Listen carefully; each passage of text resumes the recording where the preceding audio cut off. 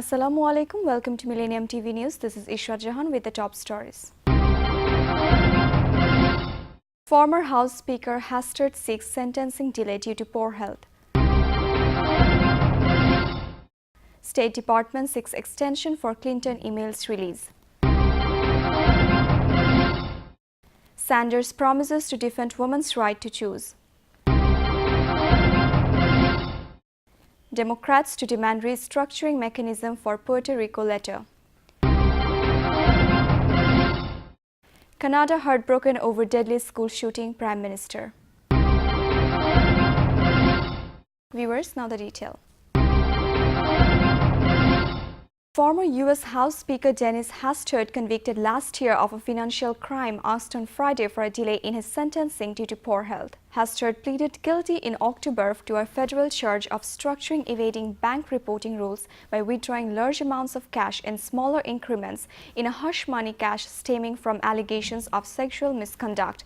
The 75-year-old, once one of the country's most powerful politicians, was hospitalized in November and was treated for a spinal infection requiring surgery, a severe blood infection and a stroke. His lawyers said in a motion filed on Friday. The lawyers have not been able to meet with Hastert to prepare for the scheduled February 29th sentencing due to health problems. The motion said the lawyers requested a March 7 status hearing before U.S. District Judge Thomas Durkin. Hastert faces up to 5 years in prison, but prosecutors have commenced a sentence of 6 months or less in exchange for his guilty plea. Hastert admitted to paying $1.7 million in cash to an individual he had known for decades to buy that person's silence and compensate for past misconduct towards the individual. Prosecutors did not spell out the misconduct, but unnamed law enforcement officials have told media that it was sexual and involved someone Hastert knew when he was a high school teacher and coach in his hometown of Yorkville, Illinois in the 1960s and 1970s. The U.S. State Department asked a judge on Friday for a one-month extension to finish publicly releasing thousands of emails sent by Democratic presidential candidate Hillary Clinton while she was Secretary of State, in part because a winter storm closed government offices. The department said in a federal court filing the needed until February 29th after realizing this week that it had overlooked emails amounting to 7,254 printed pages that it should have already shared with other agencies for them to review for sensitive information. It said expected heavy snow in Washington, D.C. has interrupted delivery of these emails to other agencies. Many federal offices closed early on Friday afternoon. In a statement, Mark Turner, a department spokesman, said the remaining emails are also the most complex to process as they contain a large amount of material that required interagency review. He said the department would release as many emails as possible on Jan 29th, the original deadline ordered by the court. Clinton, the frontrunner for the Democratic presidential nomination, sent and received email on a private server in her home between 2009 and 2013, but this arrangement did not become public until early 2015. The revelation has dogged her campaign. Republicans and other critics say she was skirting transparency laws and endangered sensitive government information. Clinton says she did nothing wrong. After a government inspector general raised concerns that classified information may be outside government control, the Federal Bureau of Investigation took the server and other equipment from at least 2 private technology firms that managed Clinton's system for examination. A little more than 80% of the roughly 30,000 work emails Clinton returned to the State Department in 2014 have now been made public after Jason Leopold, a Vice News reporter, sued the department under Freedom of Information laws. On the anniversary of Roe v. Wade, Democratic presidential candidate Bernie Sanders says he will be a stronger defender of abortion rights. Democratic presidential candidate Bernie Sanders said he will be a stronger defender of a woman's right to choose. Speaking at a campaign event in New Hampshire on the anniversary of Roe v. Wade, Sanders told the crowd, "You are going to have a lot of Republican candidates running for president talking about family values. But here's the point. When Republicans talk about family values, what they are talking about is telling every woman in this room, in this state, in this country, that she does not have the right to control her own body. I disagree." When Republicans talk about family values, what they are talking about is telling every woman in this room, in this state, in this country, that she does not have the right to control her own body. I disagree.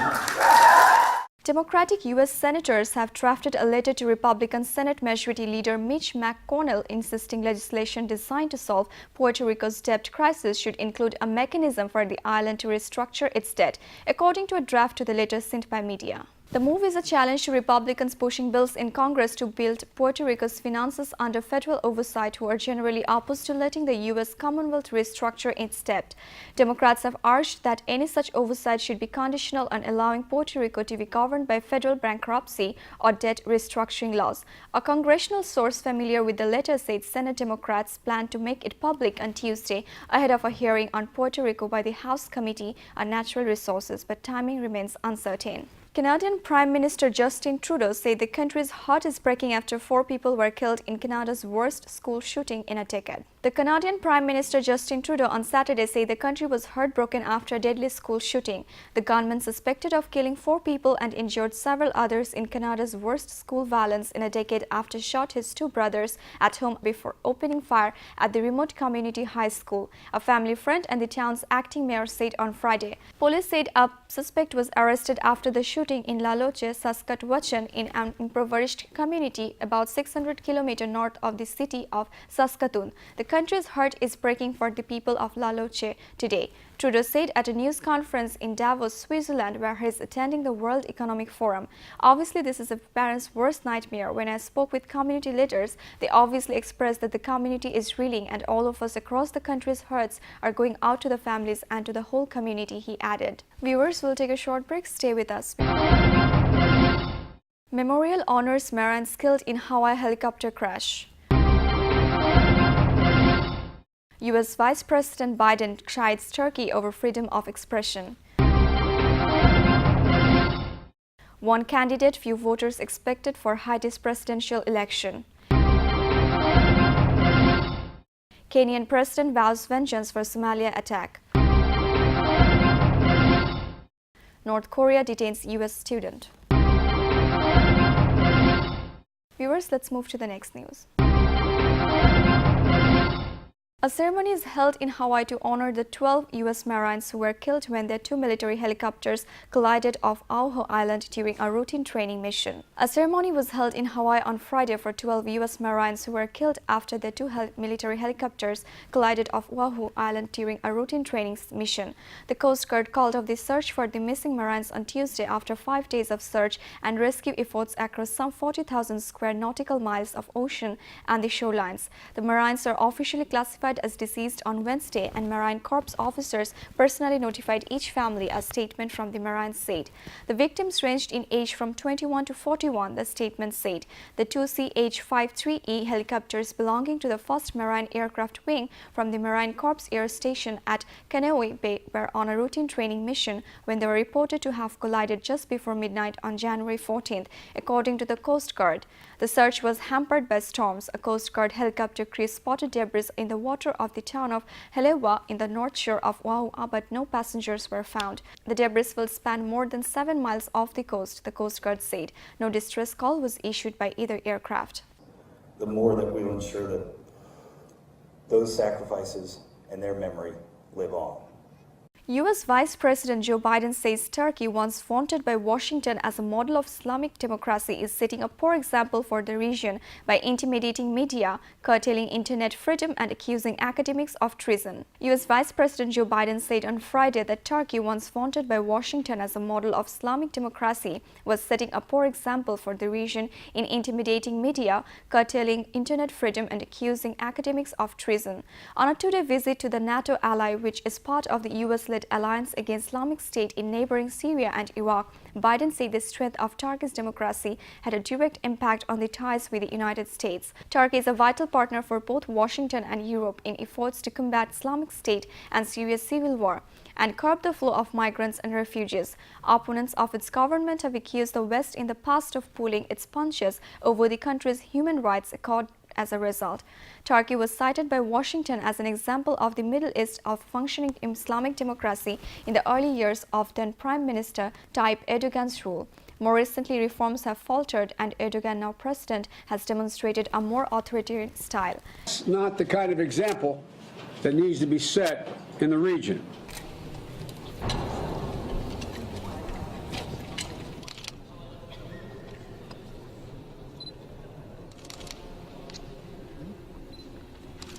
Haiti's U.S.-backed presidential election will be a lonely affair for ruling party candidate Jovenel Moise as his opponent calls for a boycott citing fraud. It's election time in Haiti and his notion of 10 million struggles to build a stable democracy following decades of dictatorship, military coups and election fraud. But Sunday's U.S.-backed election might be a one-sided affair for ruling party candidate Jovenel Moise. Opposition candidate Jude Celestine is citing fraud in the first round and threatening to boycott the vote. The Senate has voted to postpone the election for the same reason, but their vote has no power under the law. On the streets of Port-au-Prince, opinions are mixed. Maxine Haitian man saying there shouldn't be an election. The president wants to put Jovenel Moise in power, and we are saying no, no, no, 70 times no. Edward Calix, Haitian man saying I don't want there to be an election is like saying I don't love my country. Outgoing President Michael Martelly had ordered police to retake all necessary measures to provide security on Sunday. This as the opposition plans protest marches from Friday straight through to Election Day. Kenyan President Uhuru Kenyatta says the latest attack by Al-Shabaab in neighboring Somalia only renews his government's resolve to destroy the militant group. Kenyan President Uhuru Kenyatta visits soldiers injured in an attack last week by Al-Shabaab group militants on a Kenyan army base in neighboring Somalia. But just hours before he arrived, there would have been another deadly attack, this time Somalia's capital Mogadishu at a restaurant on the popular Lido beach. The late-night car bombing and gun battle that followed left at least 17 people dead. In Nairobi, Kenyatta told a service for last week's victim that this government is determined to destroy Al-Shabaab. Kenya's President Uhuru Kenyatta saying every Kenyan must understand that this is a war that requires that we all be united as a nation and that we stand shoulder to shoulder to face the enemy of humanity. But images of coffins carrying soldiers has eaten away some of the resolve in Kenya. Kenya's main opposition is calling for the withdrawal of the troops from Somalia, even as Kenyatta vows to stay on course. North Korea has detained a U.S. university student for committing a hostile act and wanting to destroy the country's unity.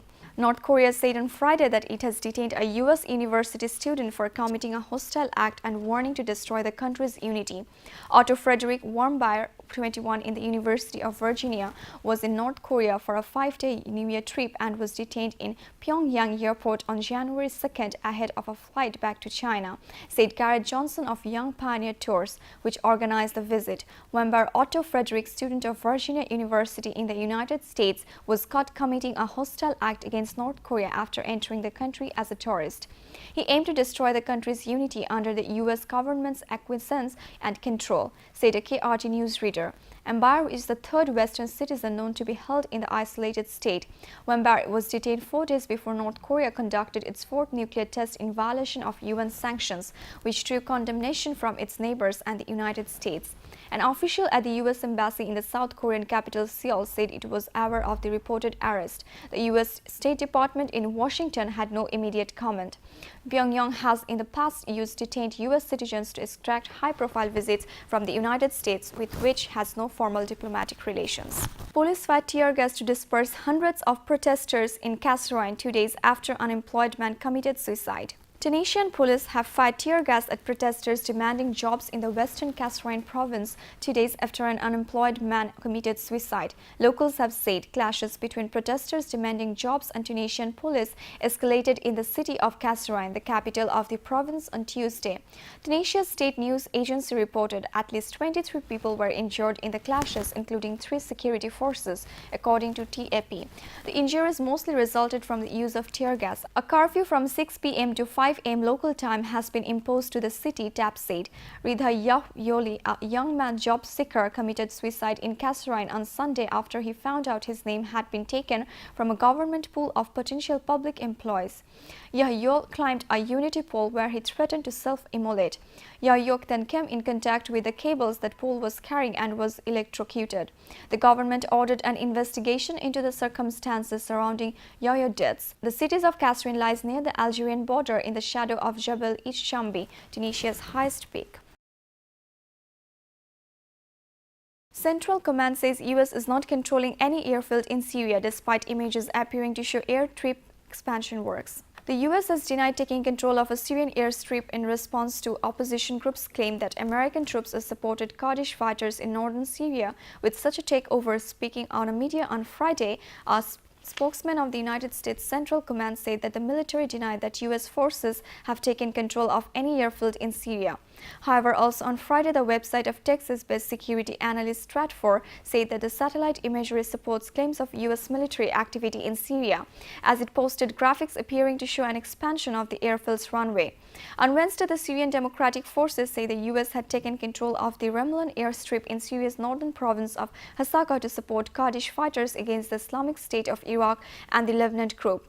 The airstrip near the city of Ramlan was previously controlled by the U.S.-backed Kurdish People's Protection Units. The formerly disused runway is close to Syria's borders with Iraq and Turkey. The new and improved infrastructure could help the Syrian Democratic Forces conduct offensive operations against the Islamic State. Some 20,000 Afghan Shia fighters said to be fighting alongside Iran to help the government of the Syrian President Assad. Iran is recruiting Afghan Shia fighters to their tens of thousands to step up the Islamic Republic's efforts in the Syrian war, offering them to salaries to join the fight to save the government of President Bashar al-Assad. As the conflict enters its fifth year, Iranian media has said that there are some 20,000 fighters in the Fatemian division, which is made up of both naturalized Afghans who lived in Iran and those who have traveled from Afghanistan. 5 days ago, 4 Afghan Shia fighters were captured in southern rural Aleppo. In addition to Iranian fighters, there are also militia fighters from Lebanon, Iraq, Pakistan, and recently China. Anas al-Abda, the secretary of the opposition Syrian coalition's political committee, told media, Iran is recruiting fighters from Shia communities across the world to fight in Syria, continued al-Abda, who is based in Turkey. Iran considers itself its one and only reference, the point for all Shia people in the whole world. It organizes them into political, social, and military organizations, both in their local communities and abroad. This is part of the main mission of the Iranian regime in terms of exporting the revolution. Israeli settlers evacuated from Palestinian homes after latest attack in uptick of violence gripping West Bank's Hebron. Israeli police have evacuated Israeli settlers from buildings that they had raided and temporarily took over in the occupied West Bank city of Hebron, as fearful residents say they have endured intimidation and attacks. Officers on Friday morning evicted the settlers from 2 homes of Palestinians in Hebron, a flashpoint city during recent unrest. Writing on Twitter, Israeli police spokesperson Miki Rosenfeld said police removed around 80 people who had entered illegally, adding that there were no injuries and the homes were closed off. When the settlers first occupied the buildings on Thursday, many of them attacked Palestinian residents and their homes, according to local media reports. Reportedly protected by Israeli troops, the settlers broke the doors of several homes and threw rocks at Palestinian residents. Local resident Shada Haddad, 25, said that clashes broke out between Palestinian youth and Israeli troops when the homeowners were blocked by the settlers from entering their buildings. The settlers occupied the homes in the old city, and then the problems broke out between Palestinians and the army, she said media. Haitians marched on the streets and burned tires in the capital after the country called off presidential election. Many Haitians in Port-au-Prince are angry and they're taking types off to burn. The country has called off its presidential election 2 days before the vote over concerns of escalating violence. The opposition candidate has said he wouldn't take part in the election. He claims that the first round vote in October was rigged to favor Jovenel Moise, the ruling party candidate. Haitian protesters identified as Nestle saying that we, the people, want to say something. What we mean is that we have no problem with Jovenel Moise himself. But if Jovenel wants to be president, it must happen within legality, but the way they want to win is unacceptable, and that is why elections must be cancelled, and we will never accept this. Moise said that the vote presented and the will of the people, even he was the only candidate fully participating. The election has already been postponed twice before, and it's unclear when the vote will actually happen. Haiti is struggling to rebuild from a devastating earthquake 6 years ago and to get out of the decades of political dysfunction. Security services at Bacha Khan University received several warnings before it, in which 21 people were killed. Security services at Pakistani schools and universities are poor and ineffective, family members of those killed in an attack on a university in Pakistan have said. The Bacha Khan University in the town of Charsadda in Khyber Pakhtunkhwa, which came under attack on Wednesday, had reportedly revealed several warnings before the deadly raid. A breakaway faction of the Pakistani Taliban killed at least 21 people in the attack. "I thought I'd lost my daughter. It is a miracle that she is alive and with us," Nazif Lala, whose daughter was at the university at the time of the attack, told media. "We are worried about our children every single day when sending them to schools and universities because the security provided is extremely poor," Lala said. "Our politicians get the best security protocols wherever they go. Instead of spending money on that, they should focus on improving security at our educational institutes. Otherwise, our education system will be affected severely. They should be aware that only education can make us or break us as a nation," he added. Viewers, now the business news.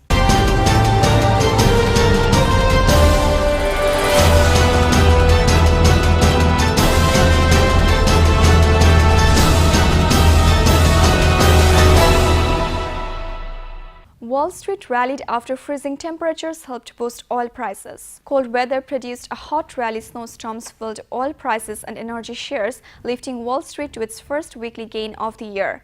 Alliance Global Investigators Christina Hooper says investors are also betting on an inactive central bank. U.S. investment strategist Alliance Global Investors Christina Hooper saying there are certainly perceptions that the Fed may sit on their hands for a while, not raise rates anymore for a while. And I think that's not helping market sentiment right now. Help wanted at Amazon. The online retailer plans to hire several thousand people in Europe, partly to expand its warehouse and delivery network. 11 days till D-Day at Yahoo, sources told Reuters. The internet company will reveal its strategic vision on February 2nd. American Express shares dropping. At least 9 analysts cut their price targets after the credit card issues put out a weak forecast. Google highly values Apple's mobile real estate. Bloomberg says it paid $1 billion to keep its search bar at the iPhone. Shares of Apple and Google's parent Alphabet rose. In economic news, existing home sales bounced back sharply in December. That's a sign the housing recovery is on track. In Europe, energy shares helped extend the rally for a second straight session. United pilots have voted to extend a contract that paves the way for a 22% wage increase by 2018. United Airlines pilots gave the thumbs up to a 2-year contract extension which raises wages 22% by 2018. United, which is the second largest U.S. carrier by capacity, have been trying to improve its operational reliability. Pilots are a key part of that, and they are in short supply for its regional operators given increases in the amount of flying experience in the Federal Aviation Administration now requires. Many pilots are also getting to retiring soon, and airlines will need to hire more. Analysts say that the deal will also boost morale. Henry Hartevelt of Atmosphere Research Group saying, "The key thing is you have peace at United. Labor peace is critical. Happy pilots means a good airline. If the pilots are pleased with the contract, they operate the airline on time, and that it is good for the traveling public." United has endured several tough labor negotiations since the 2010 merger of United and Continental. Shares of UAL, which had lost more than a third of their value in the last 12 months, rose on the news. Yahoo will present a strategic vision of the God's shareholders' reaction after releasing quarterly earnings on February 2nd. 11 days till D-Day at Yahoo, sources told media the internet company won't make any decisions about its future until its earnings call on February 2nd. That's when it will present a strategic vision and gauge shareholders' reactions. Sources has also said Yahoo has been fending off potential buyers for its core internet assets, making up that core sites like Yahoo News, Yahoo Finance, and its email service. Some Yahoo investors like Starboard Value have been pressing for the sale of that core business. They worry that the ailing internet giant would lose more value to competitors such as Alphabet, Google, and Facebook. Yahoo shares rose in Friday morning trading. Viewers, now the science, technology, and environment news.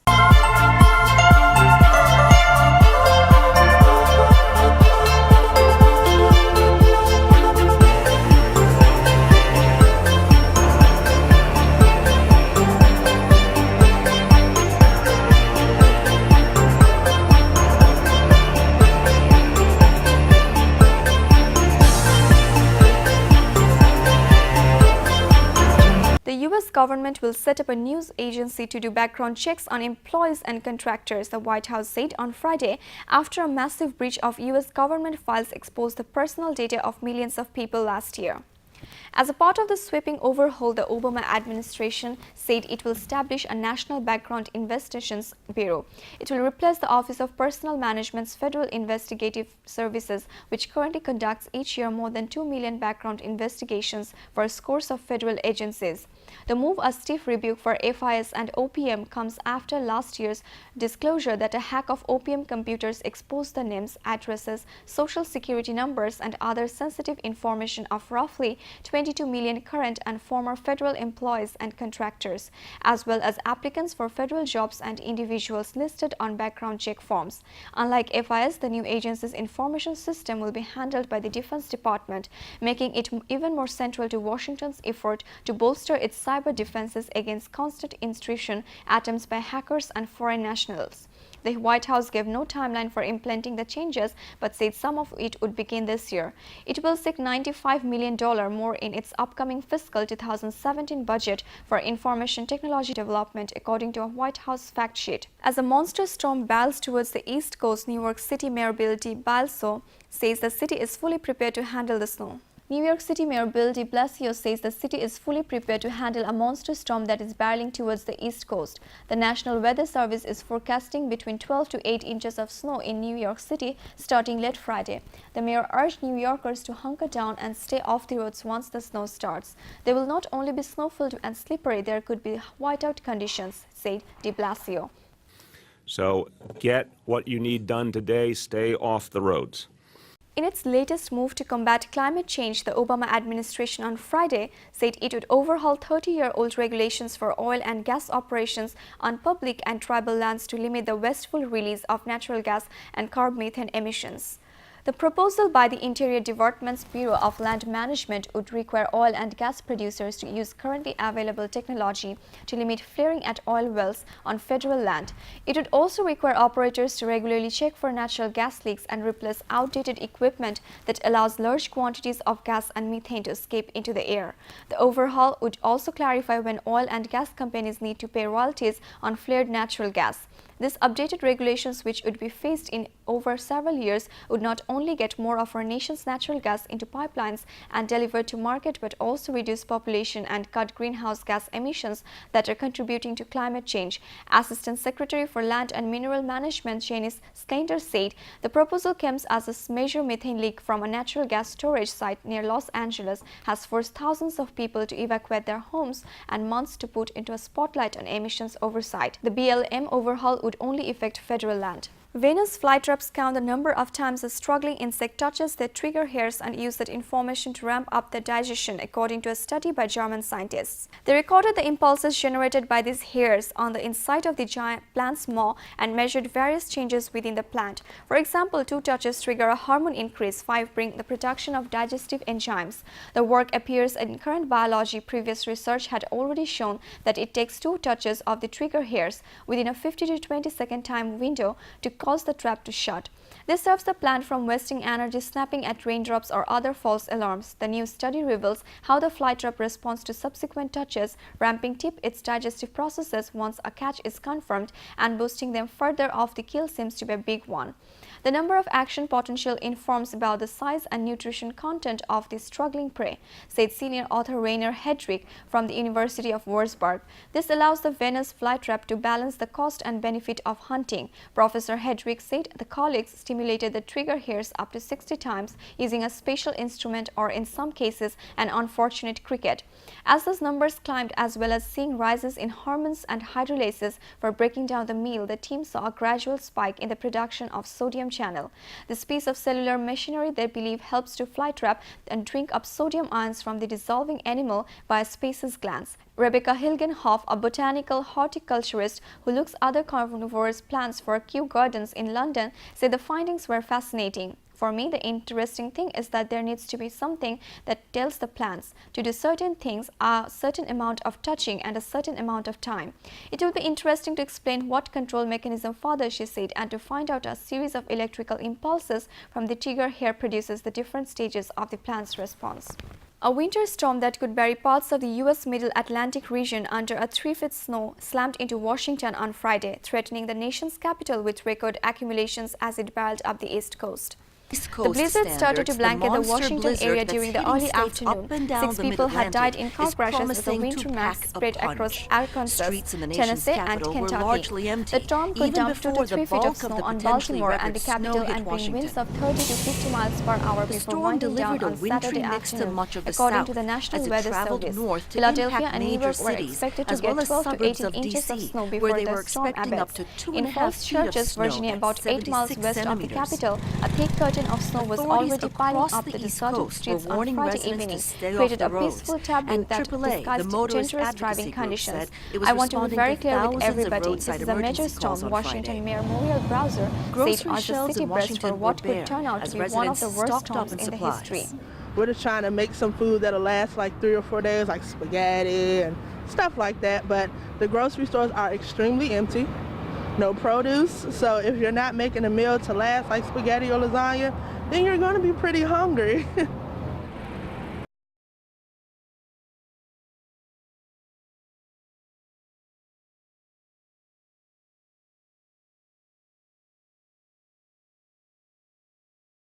Viewers, now the entertainment news.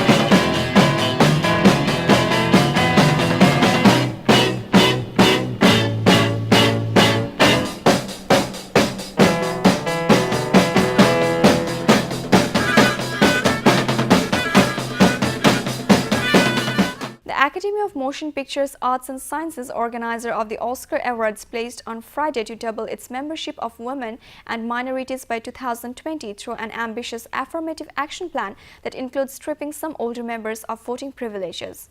The announcement came amid a backlash of the absence of actors or filmmakers of color in this year's Oscar nominations, prompting actor Will Smith, director Spike Lee, and a handful of others to say they plan to shun the Oscar ceremony on February 28th. The membership rule changes among the most sweeping on the Academy's 88-year-old history were unanimously adopted by the organization's Board of Governors on Thursday night, the group said in a statement. But the reforms will not affect voting for this year's Academy Awards. A lack of diversity within the Academy, whose ranks consist mostly of older white men, has long been cited as a barrier to racial inclusion in Hollywood's highest honors. But many critics point to the scarcity of opportunities for minorities and women on either side of the camera in a film industry that largely relegates them to marginal on stereotyped roles. Academy President Cheryl Boone Isaacs, who became the first African-American to assume the organization's top post in summer of 2013, hailed Friday's move on, demonstrating the Academy is ready to lead and not wait for the industry to catch up. Inspirational women from history influenced designers at Berlin Fashion Week. Berlin Fashion Week continued on Wednesday and Thursday with strong and confident women emerging as a major trend on the catwalk. High-end women's wear label Augustine Tebel went in sexy and provocative direction, hitting the runway with sweatery mesh knits, little black dresses paired with fishnet stockings and playful accents ranging from glitter embroidery to hot pink socks. It is a poetic collection with some anarchy inside, designer Audley Tebel said with a smile. However, the designers claim to also be inspired by gutsy females for their collection. According to Tebel, this emerged trend at Fashion Week is a good sign for women. Women have to find their place in the society and assume who they are, so it's good if people also do it. We'll continue doing it. Berlin Fashion Week's final August Winter 2016-17 collections show on Friday.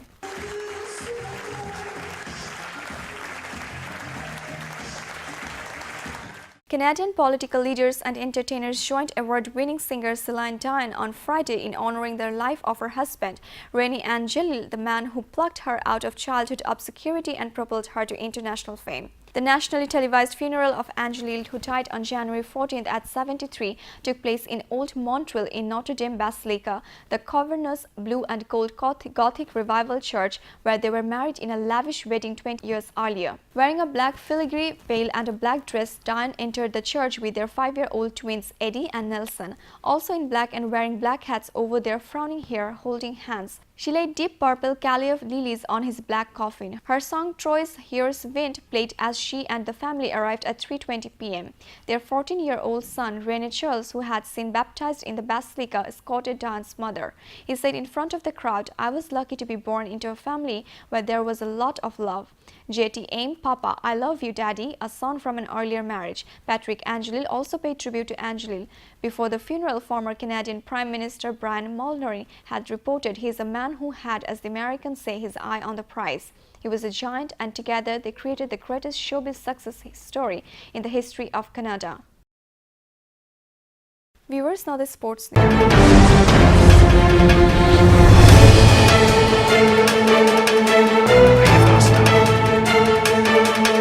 Third seed Garbine Muguruza was bundled out of the Australian Open third round 6-3, 6-2 by Barbora Strykova on Saturday. The 22-year-old Spaniard had been considered one of the contenders for the title but has no match for the Says, who broke her serve twice in the first set and again in the second to the way of victory. Strykova never let Muguruza settle and capitalized on an excellent tactical game to win the match in just 76 minutes. Golden State Warriors head coach Steve Kerr is back on the bench for the first time this season, ending a long leave of absence to steer the defending champions against the Indiana Pacers on Friday, the team said. Kerr began his leave on October 1 to focus on recovering from a pair of off-season back operations after leading the Warriors to a franchise record 67 regular season wins and the team's first NBA title in 40 years. A veteran of 15 NBA campaigns, as the player, the 50-year-old underwent surgery to repair a ruptured disc in July and had a follow-up procedure in September. With assistant coach Luke Walton taking over, the Warriors did not miss a beat and won the league's best record at 39-4. Golden State's record equals the second best mark through 43 games in NBA history, trailing only the 1995-96 Chicago Bulls with Michael Jordan at 43. Walton was named Coach of the Month in November as the Warriors began the campaign with 24 consecutive victories, the most ever to start in season in U.S. professional team sports. The National Basketball Association has postponed 2 games due to be held on Saturday because of severe weather warnings, the league said. The matchup between the Boston Celtics and the 76ers in Philadelphia, where up to 45 centimeters of snow were forecast, has been shifted to Sunday at 1900 ET. The game between the Utah Jazz and Washington Wizards in the U.S. Capitol, forecast to get up to 60 centimeters of snow, will be rescheduled for a later date. Carolina Panthers quarterback Cam Newton, who likes to strike a Superman pose after the gridiron feats, will test his powers against the visiting Arizona Cardinals with a Super Bowl berth on the line on Sunday. The mountain-sized Newton, a dual threat with a bazooka arm and bruising running skills, led Carolina to an NFL best 15-1 mark in the regular season and is considered the favorite for league MVP honors. He is a monster at the quarterback position, Arizona's Pro Bowl cornerback Patrick Peterson had said ahead of their NFC title game. Being 6'6", who can run, being the physical specimen that he is, brings some special challenges, and he's truly grown as a passer and leader. Arizona has their own top quarterback in veteran Carson Palmer in a match-up well-balanced powerhouses that will send the winner to Super Bowl 50 against the survivor of the AFC title tilt between the New England Patriots and Denver Broncos. The ebullient Newton, who often shows off the dance moves in the end zone after touchdowns, sent the Panthers to the top of the league's scoring charts, with the Cardinals and Palmer right behind in averaging over 30 points. Both teams also features fierce defenses, ranking in the top 6 in fewest yards allowed and top 8 in points allowed. Carolina uses a strong running game to open up the field for Newton's play-action passes. Running back Jonathan Stewart showed the Panthers' powers in their playoff win against Seattle when he got them with a dazzling start with 59-yard burst up the middle followed by a 4-yard touchdown run. Newton, who this season became the first NFL player to throw for 340 yards and rush for 100 in a game, executes running plays designed for him as well as improvised escapes when pass protection breaks down. Viewers, let's have a look at Millennium TV News Recap. Former House Speaker Hastert seeks sentencing delay due to poor health. State Department seeks extension for Clinton emails release. Sanders promises to defend women's right to choose. Democrats to demand restructuring mechanism for Puerto Rico letter. Canada heartbroken over deadly school shooting, Prime Minister. You are up to date with our top stories so far here on Millennium TV, and don't forget to log into www.millenniumtv.net. Thank you and stay with Millennium TV. Allah Hafiz.